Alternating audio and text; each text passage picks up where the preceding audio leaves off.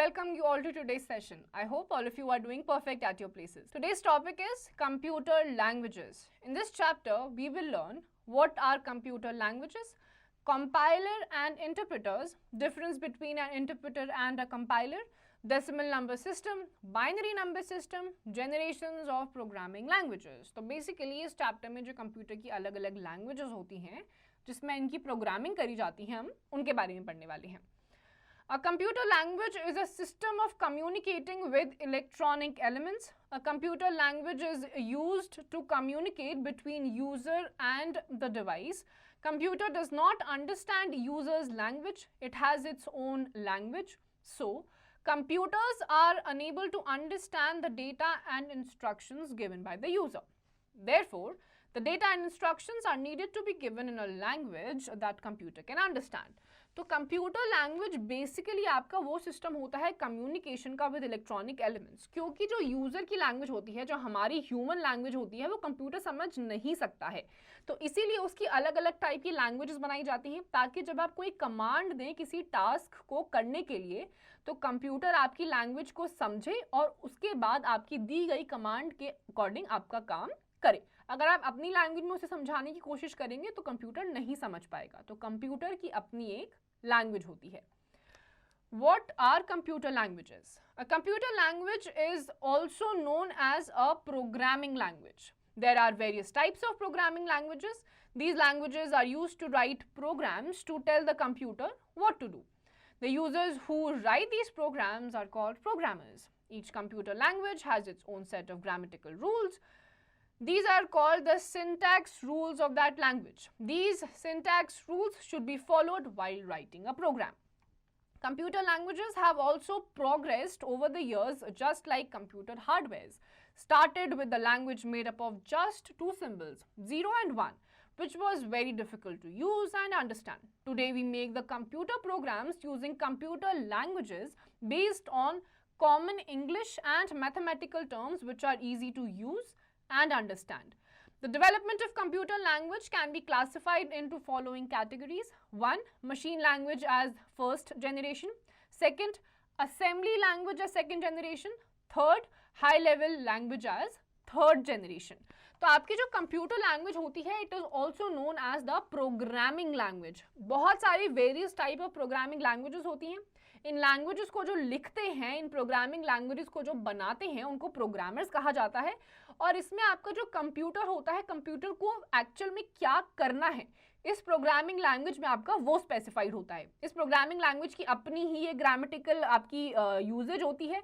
इस grammatical rule को बोला जाता है सिंटैक्स रूल. और जब भी कोई किसी भी प्रोग्रामिंग लैंग्वेज को लिख रहा होता है कोई भी प्रोग्रामर, तो इस सिंटैक्स रूल को फॉलो करते हुए ही उसको प्रोग्रामिंग लैंग्वेज लिखनी होती है.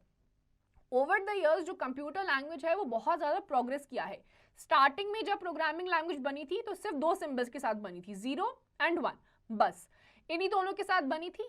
और इसके साथ काम करना, इसको समझना बहुत ही ज़्यादा डिफिकल्ट था. इसीलिए अब आप देखेंगे कि इंग्लिश और मैथमेटिकल लैंग्वेज जो है दोनों की कॉम्बिनेशन में यह प्रोग्रामिंग लैंग्वेजेस बनाई जाती हैं which is much more easier and simpler form of understanding the programming language. आपकी जो डेवलपमेंट है कंप्यूटर लैंग्वेज की उसको आप ब्रॉडली 3 पार्ट्स में कैटेगराइज कर सकते हैं. पहला है machine language as first generation, दूसरा है assemble language as second generation और तीसरा आता है high level language as third generation. तो 3 जनरेशन में है. सबसे पहला है आपका machine language as first generation. As the name suggest itself, it is a language which is directly understood by the machine. Computer being an electronic machine understands only the language of electricity, that is on or off. Machine language comprises of just two symbols, 0 and 1, where 0 stands for off signal. Except these machine languages, all other languages we use to communicate with the computer need to be translated into the machine code languages so that the computer can understand and solve our problems. Advantages and disadvantages of machine language are: A. Machine dependent. As the internal design of the CPU is different, for different type of CPUs, their machine codes are also different. So, the program designed for one type of machine cannot be used for another type of machine. B. Fast processing. As the machine code instructions are directly executed by the computer and are not required to be translated, the programs written in the machine language are processed very quickly. C. Error prone. As the programmer has to write all the instructions using only two symbols, that is 0 and 1, it is very cumbersome job for the programmer to write programs, and the chances of error prone codes are more in such type of program. D. Difficult to use. As machine language use two symbols 0 and 1 to represent all data and instructions in the computer system, it is very difficult for the programmer to remember the machine codes for the different commands. पहला जो आपका है machine language, जो कि आपका first generation है, तो इसमें जो आपका लैंग्वेज था, आपका जैसे नेम ही सजेस्ट कर रहा है, it is understood by the machine. सिर्फ दो सिंबल्स यूज होते थे 0 and 1, जहां पे 0 का मतलब होता था सिग्नल ऑफ. तो यहाँ पर जो मशीन होती थी वो सिंपल इलेक्ट्रिसिटी की भाषा समझती थी, ऑन की और ऑफ की, बस दो ही सिंबल होते थे 0 और 1. तो कोई भी और लैंग्वेज अगर आप कंप्यूटर को प्रोसेस करने के लिए देते थे तो पहले उसको मशीन लैंग्वेज में ट्रांसलेट करना पड़ता था. बहुत ही ज़्यादा लेथार्जिक और टायरिंग प्रोसेस था. अब मशीन लैंग्वेज के कुछ एडवांटेजेस और डिसएडवांटेजेस भी हैं, जैसे कि आपका मशीन डिपेंडेंट है, क्योंकि सीपीयू का जो बिल्ट है वो ही डिफरेंट है और आपके हर टाइप के लैंग्वेज को आपको पहले मशीन लैंग्वेज में ट्रांसलेट करना पड़ रहा है, तो टोटली आप मशीन पे डिपेंडेंट है. दूसरा अब आपका है, थोड़ा सा आपका ये एडवांटेज वाली साइड पे है, फास्ट प्रोसेसिंग, क्योंकि आपका डायरेक्टली मशीन कोड इंस्ट्रक्शंस हैं, मैनुअली आप कुछ कर नहीं सकते हैं, तो आपकी जितनी भी प्रोसेसिंग होती थी अलग अलग प्रोग्राम्स की वो बहुत ही ज़्यादा क्विक होती थी. एरर प्रोन, सिंबल ही दो हैं 0 और 1, समझना पहली बात तो मुश्किल है, गलती से समझ आ जाएगा तो उस पर काम करना फिर मुश्किल हो जाता था. तो ऐसे में जो प्रोग्रामर होता था, क्योंकि खुद वो सारी चीज़ें लिखता था और यही दो सिंबल्स उस टाइम पे अवेलेबल होते थे, तो ये जो कम्बरसम प्रोसेस था, ये जॉब था, इसमें ज़्यादा गलतियाँ करना बहुत ही ज़्यादा वाजिब था. तो यहाँ पर बहुत ज्यादा गलतियां भी हो सकती थी. फिर आपका आता है डिफिकल्ट टू यूज. अगेन आपके दो ही सिंबल्स हैं 0 और 1 है. दो सिंबल्स में आप ज्यादा से ज्यादा कितनी ही चीजें यूज कर लोगे, ज्यादा आप कुछ बना नहीं पाओगे. प्रोग्रामिंग लैंग्वेज आपकी कॉम्प्लेक्स हो जाएगी, समझ में आपको कम आएगा, तो आपका यूज करना भी ये बहुत ज्यादा डिफिकल्ट हो जाता था. तो ये आपके जो फर्स्ट जनरेशन है मशीन लैंग्वेज, थोड़ी सी आपकी कॉम्प्लेक्स और डिफिकल्ट थी. No it. Translator programs are known as assemblers. It is low level language, LLL. जो आपके translator programs होते हैं उनको assemblers भी कहा जाता है. It is a kind of low level language, LLL.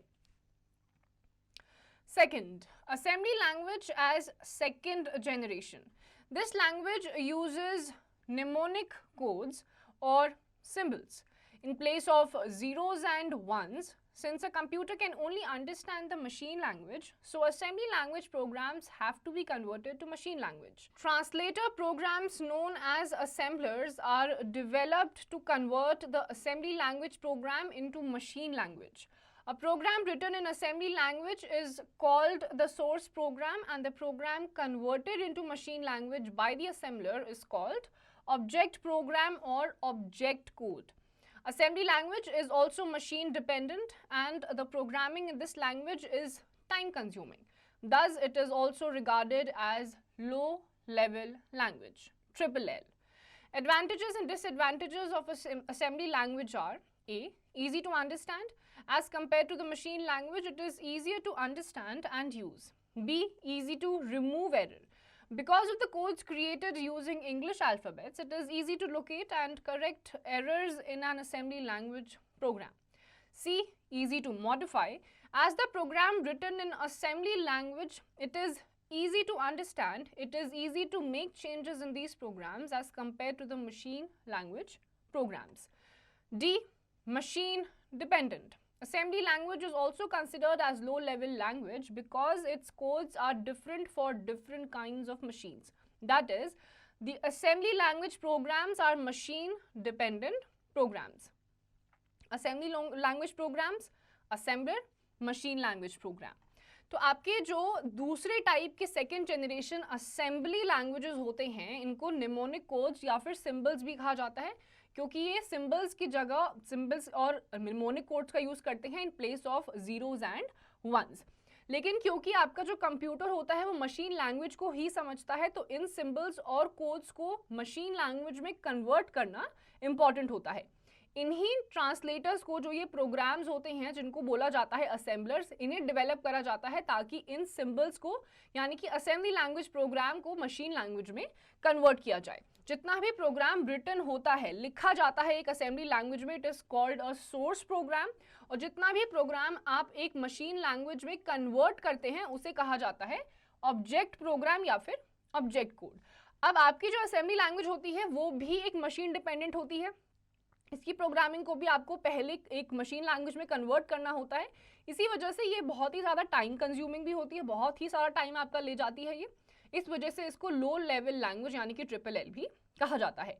अब इस सेकेंड जनरेशन असेंबली प्रोग्रामिंग के भी कुछ एडवांटेजेस और कुछ डिसएडवांटेजेस हैं, जैसे कि ईजी टू अंडरस्टैंड, ये इसका एक एडवांटेज है क्योंकि इसमें जो होता है as compare to the machine language, ये बहुत ज़्यादा आसान होती है आपकी समझने के लिए, और क्योंकि आपको समझ में ये इतनी आसानी से आ जाती है तो इसका यूज़ करना भी ईजी होता है।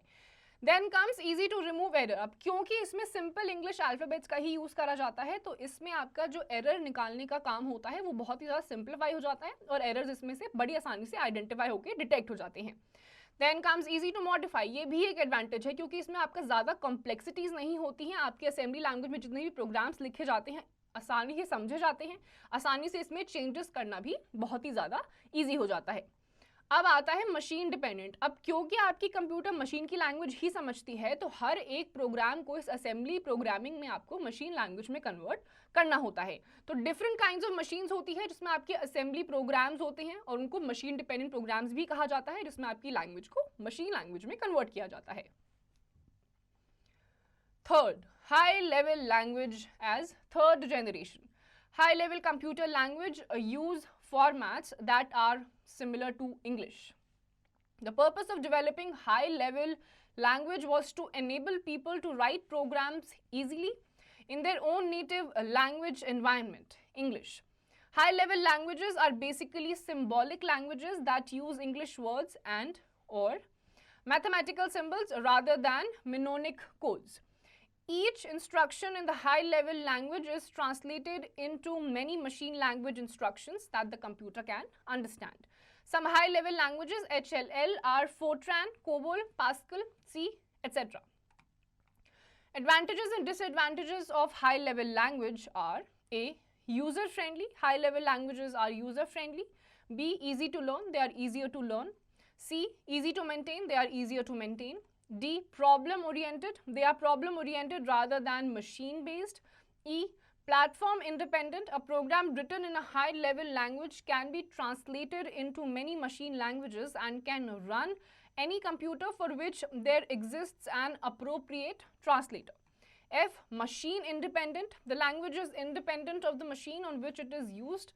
That is, programs developed in a high level language can be run on any computer text. G. More translating time. A high-level language has to be translated into the machine language by a translator, which takes up time. H. Ineffective object code. The object code generated by a translator might be inefficient compared to an equivalent assembly language program. अब आपका आता है high-level language as third generation. इसमें जो high level computer language होती है, इसमें जो आपके अल्फ़ाबेट्स या फिर आपकी जो लैंग्वेज यूज़ करी जाती है, it is very much similar to your English language. इसका पर्पस होता है हाई लेवल लैंग्वेज को एनेबल करना ताकि जो लोग हैं वो आसानी से प्रोग्राम्स लिख पाएँ, ज़्यादा एरर्स उसमें ना आए, क्योंकि आपकी इंग्लिश अगर आपको आती है तो इसके अल्फ़ाबेट्स आपकी इंग्लिश से मैच करते हैं, तो बड़ी आसानी से आप इसको इंग्लिश से रिजेंबल करते हुए आपकी प्रोग्रामिंग लैंग्वेज को लिख पाएंगे, लिख लेंगे, समझना आसान होगा। तो आपकी बाई चांस कोई गलती अगर हो भी जाती है तो उसको आइडेंटिफाई भी आप बड़ी आसानी से कर पाएंगे। हाई लेवल बेसिक की जो लैंग्वेजेस होती हैं, these are basically the symbols, या तो ये अल्फ़ाबेट सिंबल्स होंगे या फिर ये मैथमेटिकल सिंबल्स होंगे या फिर दोनों का कॉम्बिनेशन होगा। इसमें जो आपकी कंप्यूटर में लैंग्वेजेस होती हैं बड़ी आसानी से आप इसे समझ सकते हैं, यूज़ भी कर सकते हैं और इसके एरर्स को मॉडिफाई भी कर सकते हैं। जैसे आपकी कुछ हाई लेवल लैंग्वेजेस हैं, फोर्ट्रान, कोबल, पास्कल, सी, तो ये सारी आपकी हाई लेवल लैंग्वेजेस होती हैं। अब इसकी भी कुछ आपके एडवांटेजेस और डिसएडवांटेजेस हैं। जैसे कि यूजर फ्रेंडली है, यूजर फ्रेंडली यानी कि बड़ी आसानी से आप इसको समझ पाएंगे क्योंकि आपकी इंग्लिश लैंग्वेज से ही रिजेंबल करती है, तो उसको समझना ज्यादा मुश्किल नहीं होगा। अब आप इसको समझ अच्छे से सकते हैं तो आप इसको सीख भी बहुत अच्छे से सकते हैं, तो it is very easy to learn also. ये बहुत ही आसानी से आप इसका ओरिएंटेशन भी कर सकते हैं, इसको आसानी से आप मेंटेन भी कर सकते हैं क्योंकि इसमें कॉम्प्लेक्सिटी लेवल बहुत ही ज़्यादा लो होता है। अब इसके बाद ये प्रॉब्लम ओरिएंटेड होती है, जैसे मशीन बेस्ड थी, मशीन बेस्ड नहीं है, ये प्रॉब्लम ओरिएंटेड है, यानी कि आपकी प्रॉब्लम्स को ये खुद आइडेंटिफाई भी कर सकती है। फिर आपका आता है प्लेटफॉर्म इंडिपेंडेंट, यानी कि आप हाई लेवल लैंग्वेज को आप इसको ट्रांसलेट कर सकते हैं इनटू मशीन लैंग्वेजेस और फिर आप इसको किसी भी टाइप के कंप्यूटर पे रन कर सकते हैं, किसी स्पेसिफाइड कंप्यूटर के लिए नहीं बनी है। Now comes machine independent. अब क्योंकि ये लैंग्वेज से इंडिपेंडेंट है तो इसको अलग टाइप की मशीन की जरूरत नहीं पड़ती है ट्रांसलेट करने के लिए। More translating time, a high level language has to be translated into the machine language by a translator.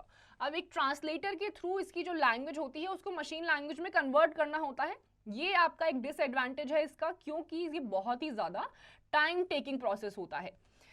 Then comes ineffective object code, यानी कि आपका जो ऑब्जेक्ट कोड जनरेट किया जाता है ट्रांसलेटर्स के थ्रू, it might be inefficient as compare to equivalent और टू द असेंबली लैंग्वेज। तो आपके जो नए कोड्स यहाँ पर जनरेट करवाए जाते हैं, देर आर हाई चांसेस कि ये इनफेक्टिव होते हैं as compare to the second generation assembly programs.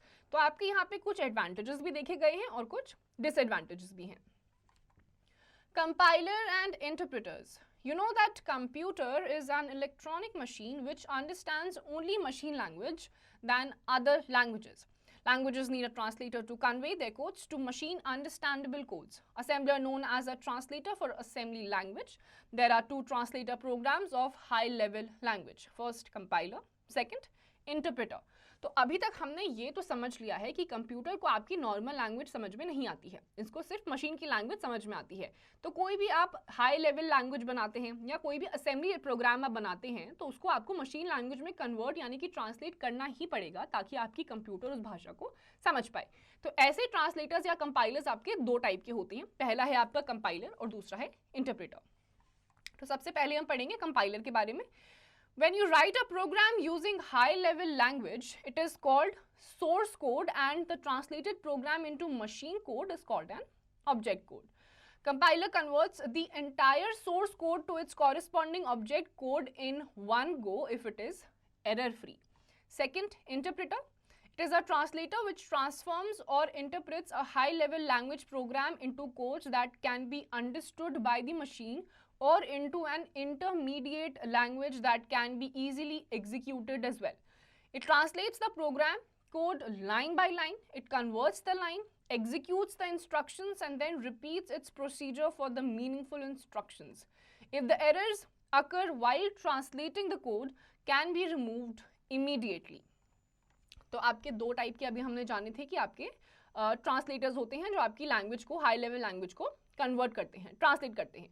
तो पहला है आपका कंपाइलर। जो कंपाइलर होता है जिसमें आपकी हाई लेवल की लैंग्वेज लिखी जाती है, it is called a source code, और जिस ट्रांसलेटर से फिर इसको कन्वर्ट करा जाता है मशीन लैंग्वेज में या मशीन कोड में, it is called an object code. तो कंपाइलर जो होता है आपके एंटायर सोर्स को आपके कॉरेस्पॉन्डिंग ऑब्जेक्ट या जो भी होता है एक ही बार में, वन गो में ये पूरा का पूरा ट्रांसलेट कर देता है if it is error free, अगर उसमें कोई भी गलती नहीं है तो। इन केस अगर गलती होती है तो कंपाइलर आपका एक ही बार में पूरा का पूरा ट्रांसलेट नहीं कर पाएगा। दूसरा है आपका इंटरप्रेटर। इंटरप्रेटर जो है इट इज ट्रांसफॉर्म्ड या फिर ये इंटरप्रेट करता है आपकी हाई लेवल लैंग्वेजेस को लाइन बाय लाइन, ऐसी चीज़ों में कन्वर्ट करता है जो आपकी मशीन बड़ी आसानी से आपके कंप्यूटर इसको समझ पाए।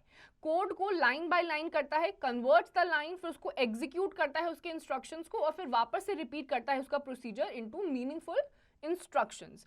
तो आपके अगर कोई भी एरर नहीं है या फिर एरर अकर कर रहा है वाइल ट्रांसलेटिंग द कोड, तो वो उसी टाइम पे आपका रिमूव हो जाता है। तो ये आपके दो टाइप के ट्रांसलेटर्स हैं। Difference between an interpreter and a compiler. Translates program one statement at a time, scans the entire program and translate it as a whole into machine code. It takes less amount of time to analyze the source code, but the overall execution time is slower. It takes large amount of time to analyze the source code, but the overall execution time is comparatively faster. No intermediate object is generated, hence are memory efficient. Generates intermediate object code which further requires linking, hence requires more memory.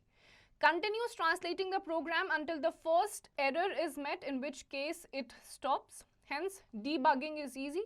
It generates the error message only after scanning the whole program, hence debugging is comparatively hard. Programming language like Python, Ruby use interpreters. Programming language like C, C++ use compilers. तो आपके interpreter और compiler में कुछ differences होते हैं, जैसे कि आपका जो इंटरप्रेटर होता है, सबसे पहले हम बात करेंगे उसके बारे में। आपका जो इंटरप्रेटर होता है एक बार में एक ही स्टेटमेंट लेता है, क्योंकि अभी एक बार में एक ही स्टेटमेंट लेता है, धीरे धीरे एनालाइज करता है हर एक प्रॉब्लम को, तो ये टाइम भी आपका बहुत ज़्यादा लेता है। आपके इमीडिएट ऑब्जेक्ट जो होते हैं वो जनरेट नहीं होते हैं, इसीलिए इसमें ज़्यादा मेमोरी एफिशिएंट होता है, ज़्यादा मेमोरी आपकी नहीं लगती है। आपका जो पूरा ट्रांसलेशन है वो कंटिन्यूड रहता है जब तक कि आपकी पहली गलती नहीं मिल जाती। जहां पर पहली गलती मिलती है वहां पर ये प्रोग्राम वहीं पर रुक जाता है, इसीलिए आपका डीबगिंग थोड़ा इजी हो जाता है।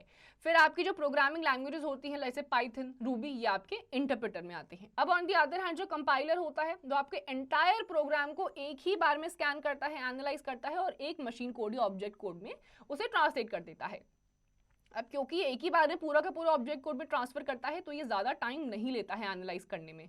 जो आपके इमीडिएट कोड होते हैं वो उसी टाइम पे जनरेट हो जाते हैं, इसीलिए आपकी मेमोरी भी ज़्यादा लेता है।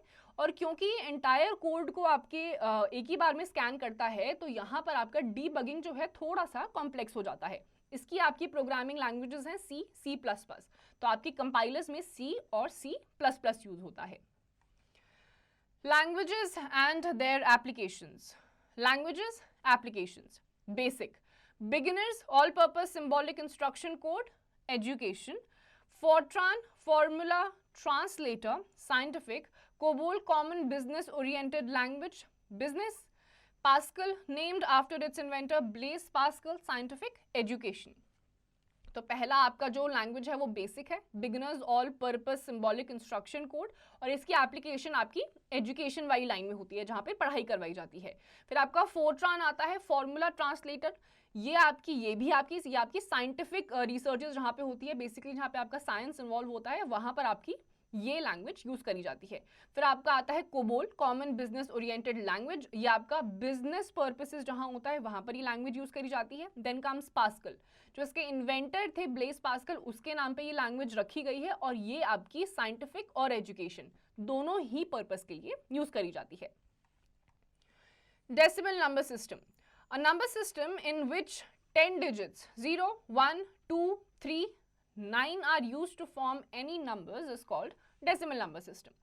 This number system is based on 10 digits, that is 0 to 9 with the base 10.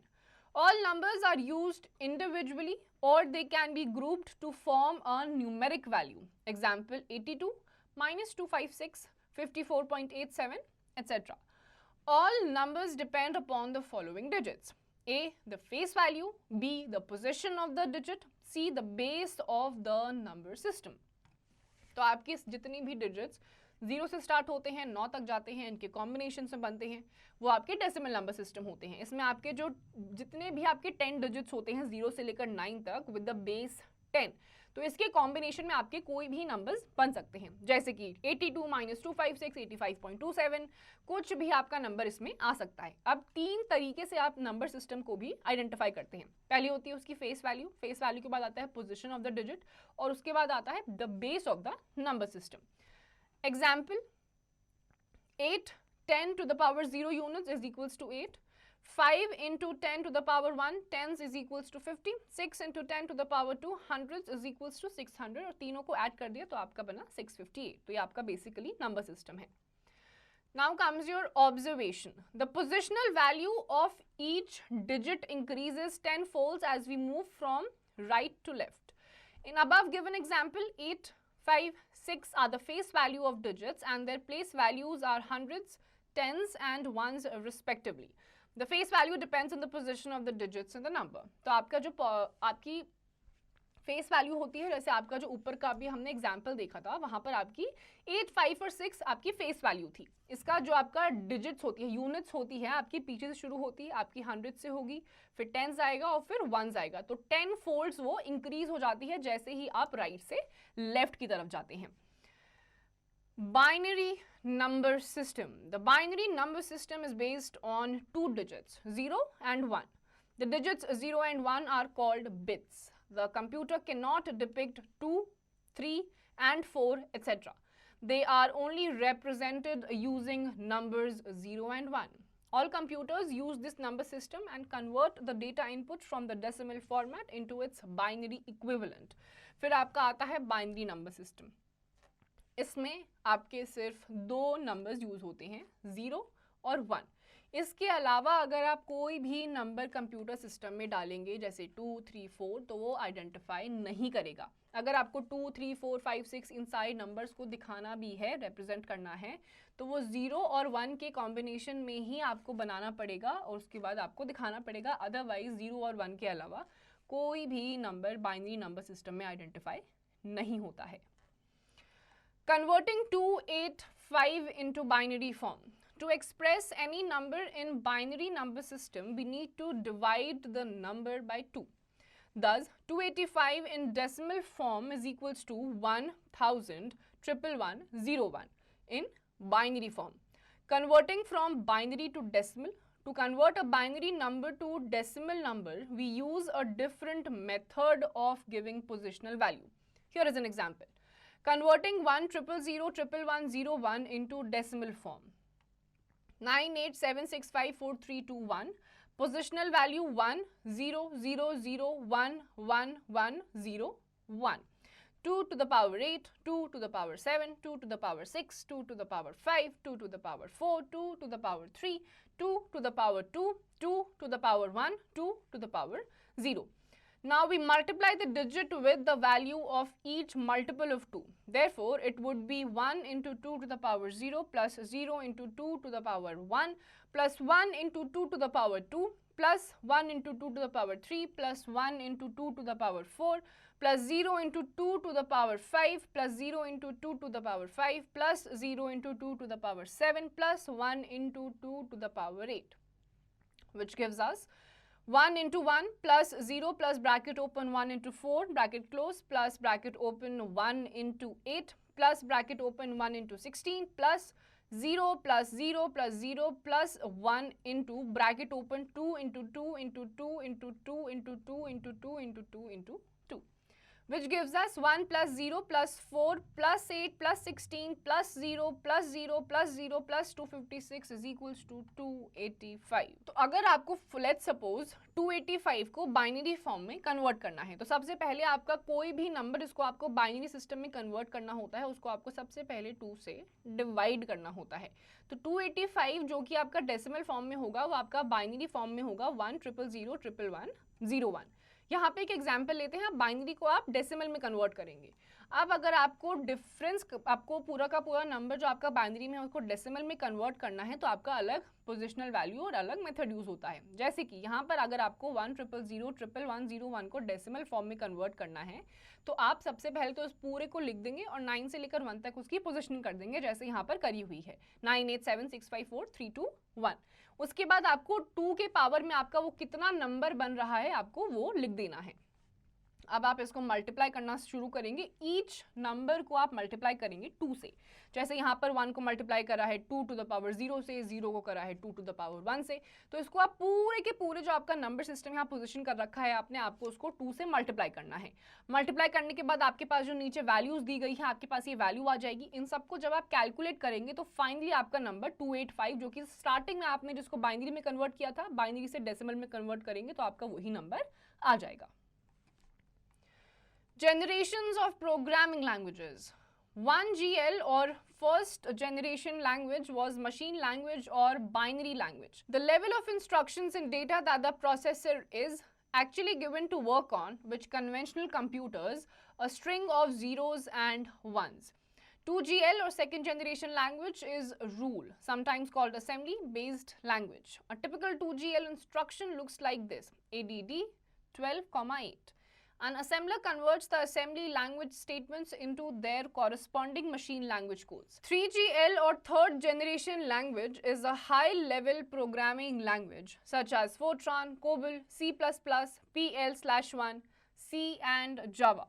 Java language statements look like this: public class become bracket open, public static void main bracket open, strings args again bracket open, bracket close, bracket open, system.out.println bracket open, inverted commas, welcome to Java inverted comma close, bracket close, semicolon, bracket close. A computer converts the statements of a specific high-level programming language into machine language. A 3GL language requires a considerable amount of programming language. 4GL or fourth generation language is designed to be more closer to user language than a 3GL language.